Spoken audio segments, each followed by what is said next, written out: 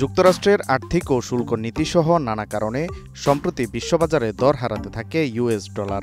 চলতি বছরের প্রথমার্ধে ইউরো, পাউন্ড ও জাপানি ইয়েনের বিপরীতে 10% বেশি দর হারায় মার্কিন এই মুদ্রা।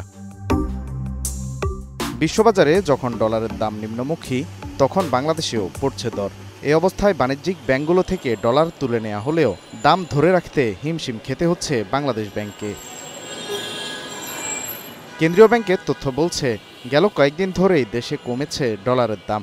গেল 9 জুলাই সকালেও ডলারের গড় বিনিময় হার ছিল 122 টাকা 29 পয়সা। 13 জুলাই তা কমে দাঁড়ায় 120 টাকা 67 পয়সায়। এই অবস্থায় রপ্তানি ও রেমিটেন্সের ইতিবাচক ধারা ধরে রাখতে ডলারের দরপতন ঠেকাতে ব্যস্ত বাংলাদেশ ব্যাংক। পাশাপাশি আইএমএফের পরামর্শ অনুযায়ী 2 দফায় ব্যাংকগুলো থেকে নিলামে প্রায় 500 মিলিয়ন ডলার কেনে বাংলাদেশ ব্যাংক। এতে দর কিছুটা বেড়ে আবার কমতে শুরু করেছে। বুধবার প্রতি ডলারের গড় বিনিময় হার ছিল 120 টাকা 85 পয়সা। মিড রেট থেকে যদি 2% নিচে নেমে যায়, 2% নিচে নেমে যায়, তখন আইএমএফ বলছে যে তুমি ডলার কিনতে পারবা।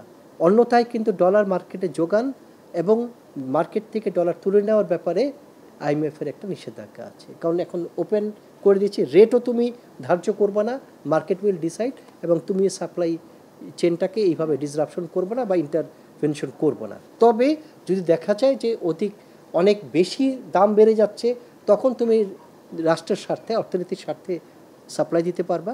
আবার যদি অনেক ফল করে, তবে মার্কেট থেকে বাড়তি ডলার তুমি ক্রয় করতে পারবে। ডলারের দর বাজার ভিত্তিক করা হলেও প্রয়োজনে বাজার থেকে ডলার তুলে নেওয়া যৌক্তিক বলে মত অর্থনীতিবিদদের। যদিও তারা বলছেন, দাম কমলেও যেন প্রণোদনা বাড়ানো হয় রপ্তানি ও প্রবাসী আয়ে। ডলারের দাম পড়ে যাওয়া মানে কি, ডলার ইজ ডেপ্রিসিয়েটিং, টাকা ইজ এপ্রিসিয়েটিং। এটা তো আসলে ওভারঅল আমাদের অর্থনীতির জন্য খারাপ সংবাদ না। খারাপ সংবাদ হইতে পারে রেমিটারদের জন্য, কারণ রেমিটাররা যদি কম মানে টাকা পায়, তাহলে definitely they will not be motivated to send money through official channel. তো সেই ক্ষেত্রে গভর্নমেন্টের উচিত হবে তার ওই ইনসেন্টিভটা ফ্লেক্সিবল রাখা, যাতে করে ওদের মানে আপনার রেভিনিউটা যাতে না কমে। তবে এই যুক্তি মানতে রাজি নন ব্যবসায়ীরা। ডলারের দাম যদি গ্লোবালি কমে, তাহলে আমি ইম্পোর্টার হিসাবে আমি কেন বাধ্য হব বেশি দিতে?